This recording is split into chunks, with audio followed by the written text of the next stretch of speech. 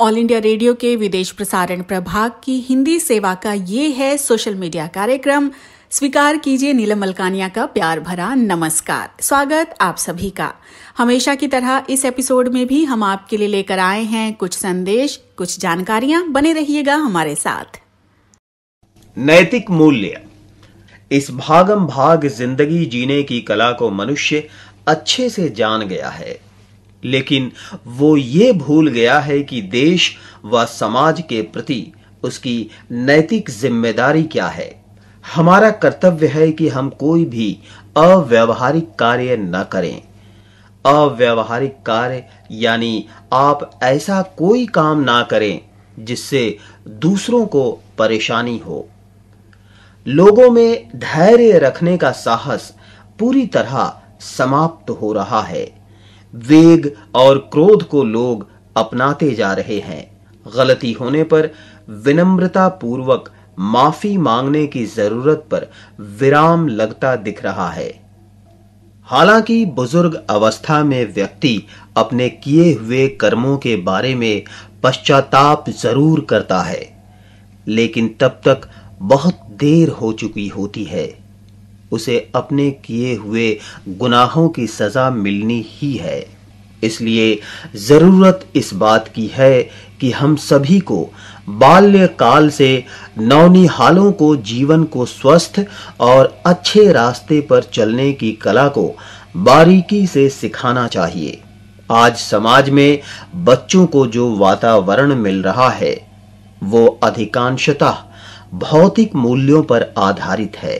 बच्चों को एक अच्छा इंसान बनाने की जगह उसे धनवान, सत्ता में बने रहने की कला की शिक्षा परोसी जा रही है। वो उन सभी कलाओं को सीखने की भरसक कोशिश में जुटा हुआ है ताकि समाज में उसका वर्चस्व कायम हो सके। माता पिता भी बचपन से ही उसी दिशा में तैयार करने में जुट जाते हैं। भौतिक सुख सुविधाओं को हासिल कर लेना ही व्यक्तित्व विकास का प्रमुख उद्देश्य बन गया है। मेहनत, त्याग, समर्पण, सेवा भाव, आत्म संयम, कर्तव्य, इन गुणों से बना सादा जीवन उसका आदर्श नहीं रहा। आज आवश्यकता इस बात की है कि बच्चों को उनकी ऊर्जा और क्षमता के अनुसार सही प्रेरणा, सही मार्गदर्शन और सही सलाह देनी चाहिए। इसके साथ ही स्वच्छ और स्वस्थ जीवन जीने की कला को बेहतर तरीके से समझाना चाहिए। स्वस्थ पारिवारिक और सामाजिक वातावरण मिले, इसकी पूरी कोशिश की जानी चाहिए। शिक्षण संस्थाओं की भी जिम्मेदारी है कि वे इस दिशा में कार्य करें। यदि हम अभी से नहीं संभलें तो समाज एक दूसरे से कटता चला जाएगा। अव्यावहारिक कार्य करने वालों की संख्या बढ़ती ही जाएगी। निकाले रंग दा परांदा मेरे सजना ने आंदारी में चुम चुम। निकाले रंग दा परांदा मेरे सजना ने आंदारी में चुम चुम। नी मैं चुम चुम रख दी फिरा ते पब्बा पार नच दी फिरा।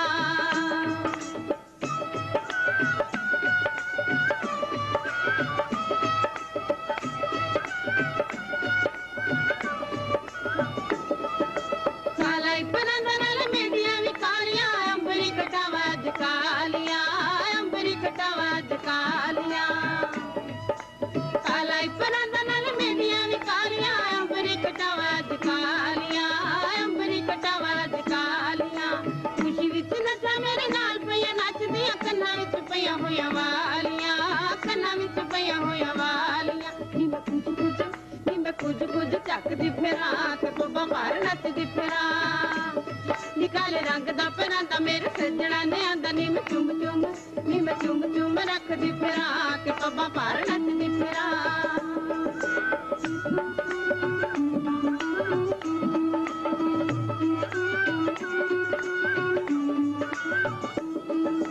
सजना दा हासा मैनू दे गया दिलासा ओदे कदमां च रख दे दिल नी। ओदे कदमां च रख दे दिल नी। सजना दा हासा मैनू दे गया दिलासा ओदे कदमां च रख दे दिल नी। ओदे कदमां च रख दे दिल नी।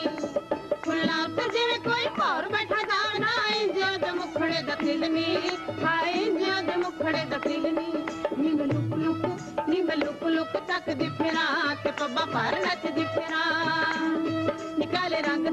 परांदा मेरे सजना ने आंदा नी मैं चुम चुम रख दी फिरा के पब्बा पर नच दी फिरा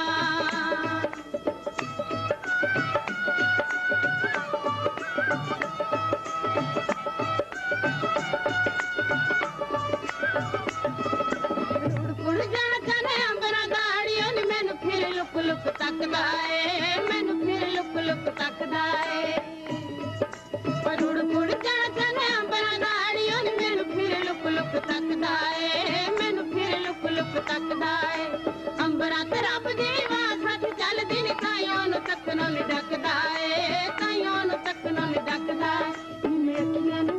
मैं अखियां नू डकदी फिरा ते पब्बा पर नचदी फिरा काले रंग दा परांदा मेरे सजना ने आंदा नी मैं चुम रख दी फिरा के पब्बा पर नचदी फिरा पब्बा पर नचदी फिरा के पब्बा पर नचदी काले रंग दा परांदा मेरे सजना ने आंदा नी मैं चुम ऑल इंडिया रेडियो की ये हिंदी सेवा है। अब आप मुनीश शर्मा से समाचार सुनिए। देश में अभी तक 22,80,566 लोग कोविड-19 के संक्रमण से मुक्त हो चुके हैं। पिछले 24 घंटे में 57,989 लोग स्वस्थ हुए और देश में इस रोग से मुक्त होने की दर फिलहाल 74.9% है। 8,01,147 लोगों का गत 24 घंटे में कोविड-19 की जांच के लिए परीक्षण किया गया। कुल परीक्षण संख्या 3,52,00,000 से ऊपर जा चुकी है। पाकिस्तान ने पहली बार ये माना है कि भारत का सबसे वांछित आतंकी पाकिस्तान में ही है। उसे इमरान खान सरकार ने वित्तीय कार्रवाई बल FATF के तहत आतंकी घोषित किया है, लेकिन कुछ ही देर में पाकिस्तान दाऊद इब्राहिम के बारे में दिए अपने इस बयान से मुकर भी गया। भारत का सबसे वांछित भगोड़ा दाऊद इब्राहिम कराची की एक पॉश कॉलोनी में सरकारी सुरक्षा और 14 पासपोर्ट्स के साथ रहता है। सरकार 200 से अधिक आर्थिक क्षेत्रों में 65,000 करोड़ रुपए का निवेश करेगी। कई मंत्रालय इन आर्थिक क्षेत्रों को एक संपर्क व्यवस्था के तहत जोड़कर लाने के लिए मिलकर कार्य कर रहे हैं। केंद्र सरकार ने राज्य सरकारों से कहा है कि वो अनलॉक 3 के केंद्रीय दिशा निर्देशों के अनुसार लोगों और माल की निर्बाध आवाजाही को अब सुनिश्चित करें। केंद्र सरकार का कहना है कि इस तरह के प्रतिबंधों के कारण आपूर्ति पर बुरा असर पड़ रहा है और लोगों को रोजगार भी पर्याप्त नहीं मिल पा रहा, इसलिए आवागमन को बाधित नहीं करना चाहिए।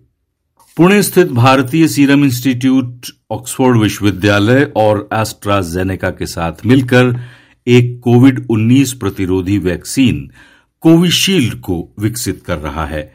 इसे 73 दिन में बाजार में उतार दिया जाएगा। सरकार ने सीरम संस्थान को विशेष उत्पादन वरीयता लाइसेंस भी दे दिया है। अब भारतीय नागरिकों को राष्ट्रीय टीकाकरण अभियान के तहत निःशुल्क टीके लगाए जाएंगे। सरकार ने इसके लिए आवश्यक दवा की बड़ी मात्रा का निर्माण आदेश सीरम संस्थान को दे दिया है। जर्मनी में अप्रैल से अभी तक कोविड-19 के सर्वाधिक मामले अब प्रकाश में आ रहे हैं। जर्मन सरकार ने देश में कई जगह प्रतिबंध भी इसीलिए लागू कर दिए हैं। संयुक्त अरब अमारात के सरकारी मीडिया के अनुसार खाड़ी सहयोग परिषद ने लीबिया में युद्ध विराम का स्वागत किया है। और इसके साथ ही ये समाचार बुलेटिन समाप्त हुआ। ये समाचार हमें विदेश प्रसारण प्रभाग के वार्ता एकांश से प्राप्त हुए। नमस्कार।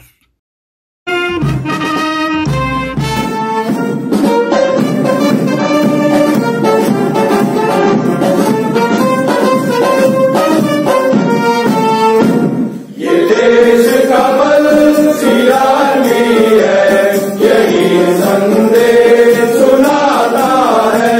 सोशल डिस्टेंसिंग बना के रखो, कोरोना को हराना है।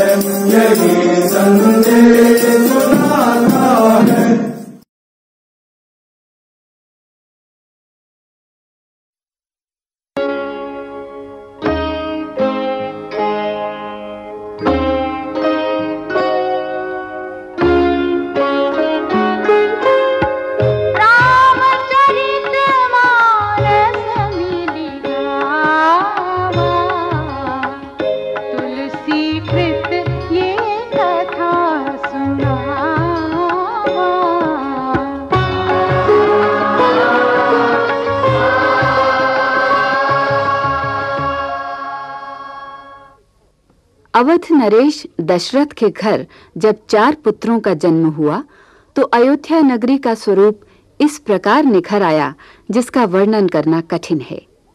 कुल गुरु ने राजा के ज्येष्ठ पुत्र को आनंद और सुख का भंडार बताते हुए उनका नाम राम घोषित किया। संसार का भरण पोषण करने वाले गुणों से युक्त द्वितीय पुत्र का नाम भरत हुआ। वो जिनके स्मरण मात्र से शत्रुओं का नाश होता है उनका नाम शत्रुघ्न रखा और शुभ लक्षणों से युक्त श्री राम के अति प्रिय कनिष्ठ भ्राता लक्ष्मण कहलाए।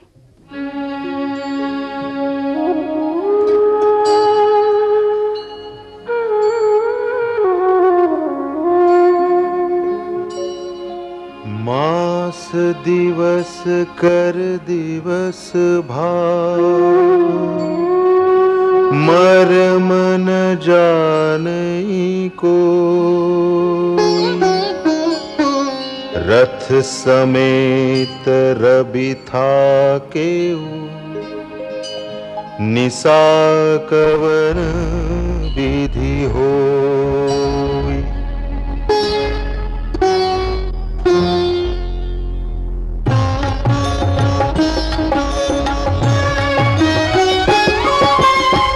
यह रहस्य काहूँ नहीं जाना दिन मनि चले करत गुण गाना। देखि महोत्सव सुर मुनि नागा चले भवन बरनत निज भागा।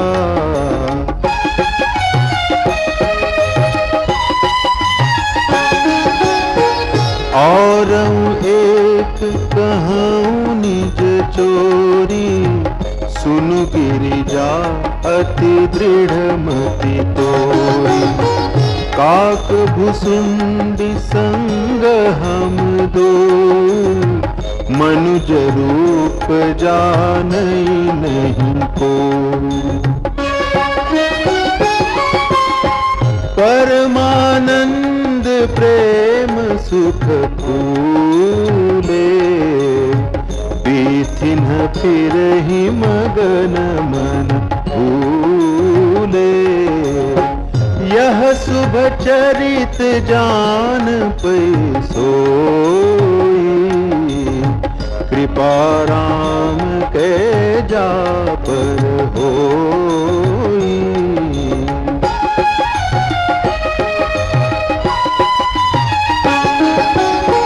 जेहि अवसर जो जेहि विधि आवा दीन भूप जो जेहि मन भावा। गजरथ तुरग हेम गोहीरा दीन्ही नृप नाना विधि चीरा।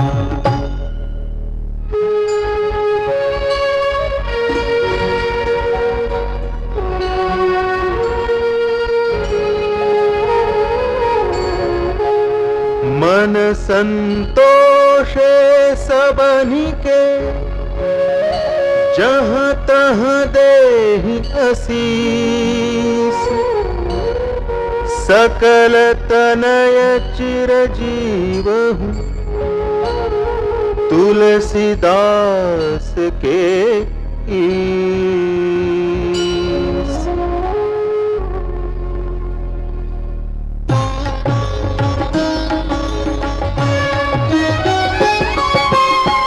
कछुक दिवस बीते एहि भांति जात न जानी दिन अरुराती। नाम करन कर अवसर जानी भूप बोल पठे मुनि ज्ञानी।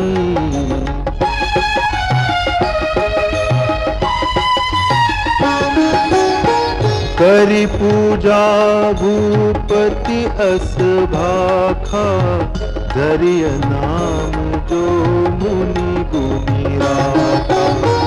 इनके नाम अनेक अनूपा, मैं नृप कहब स्वमति अनुरूपा। जो आनंद सिंधु सुख राशि, सी करते त्रैलोक सुपासी।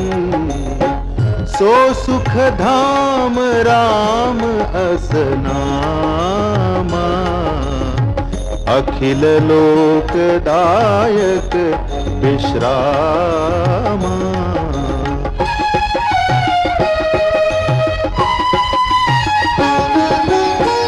विश्व भरण पोषण कर जोई, ताकर नाम भरत अस होई। जाके सुमिरन तेरी पुनासा, नाम शत्रुहन वेद प्रकाशा।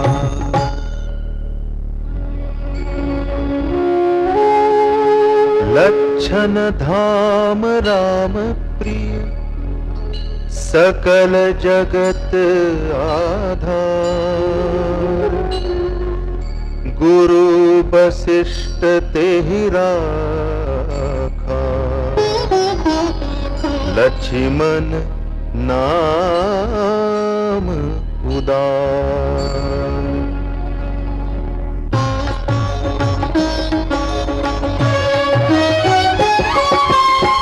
धरे नाम गुर हृदय विचारी, वेद तत्व नृपतव सुतचारी। मुनि धन जन सर्वस शिव प्राणा, बाल के रस तेहि सुख माना।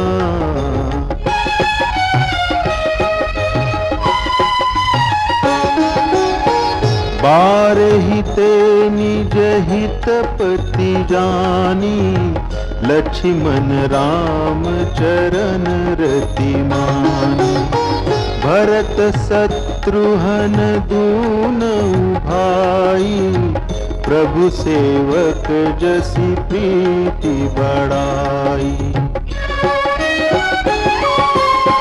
श्याम गौर सुंदर दो जोरी, निरखहि छवि जननी तृण तोरी। चारु शील रूप गुण धामा, तदपि अधिक सुख सागर रामा।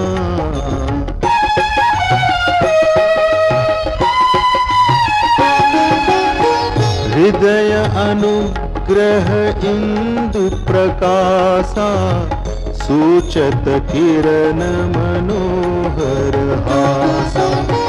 कबहु उछंग कबहु बर पलना, मातु दुलारई कहि प्रिय ललना।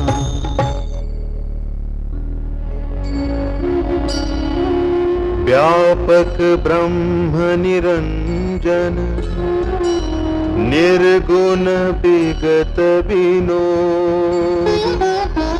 सो अज प्रेम भगति बस, कौसल्या के गोद।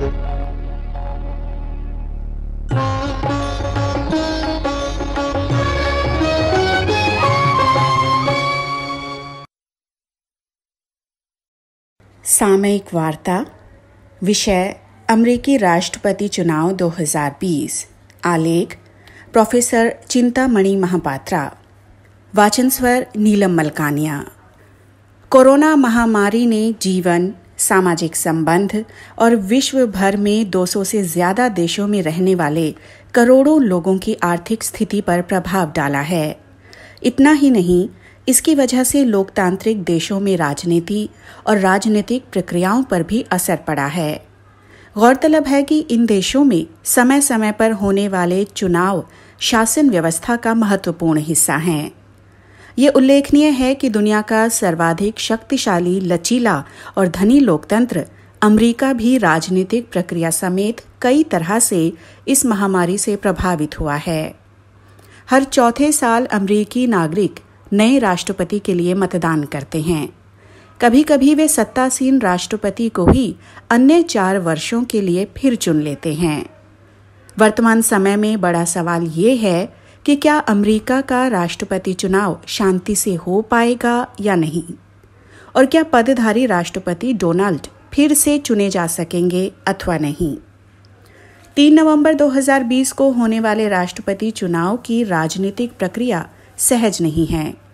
कोविड-19 से जुड़ा लॉकडाउन, उसके बाद होने वाले अनलॉकडाउन, जनता में संक्रमण फैलने का डर, जनसभाएं करवाने में होने वाली परेशानियां इत्यादि से प्राथमिक चुनाव और अमेरिकी राजनीतिक दलों के सदस्यों की बैठकें प्रभावित हुई हैं, जो कि राष्ट्रपति पद के लिए उम्मीदवारों के नामांकन का जरूरी हिस्सा हैं।